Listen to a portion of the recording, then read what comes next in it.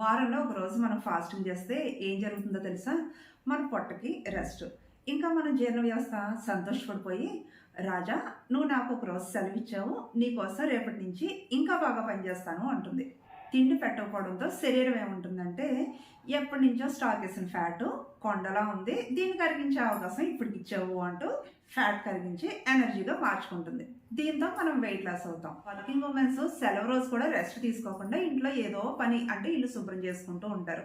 మన liver kidneys కూడా fasting రోజు రెస్ట్ తీసుకోకుండా బాడీలో ఉన్న టాక్సిన్స్ పాయిజన్స్ అన్ని బయటకు పంపించి ఇల్లు శుభ్రం చేసినట్లుగా నీట్గా తయారు చేస్తాయి. దీంతో మనకి బీపీ షుగరే కాకుండా అనేక వ్యాధులు తగ్గుముఖం పడుతూ ఉంటాయి. ఇంట్లో ఇరుకుపోయిన పాత ఫర్నిచర్ మనం బయటకు పంపించేస్తాం కదా, అలా శరీరంలో ఉన్న పాత కణాలన్నీ తినేసి కొత్తగా రీఫ్రెష్ చేసి ఎనర్జెటిక్ గా ఉంచి బాస్ నీకు ఏ కష్టం వచ్చినా నేనున్నాను అంటుంది. మన బ్రెయిన్ కి ఫోకస్ పెరుగుతుంది. ఇదంతా డిటాక్స్ అయిపోవడం వల్ల చర్మం కూడా నెగనెగలాడుతూ ఉంటుంది.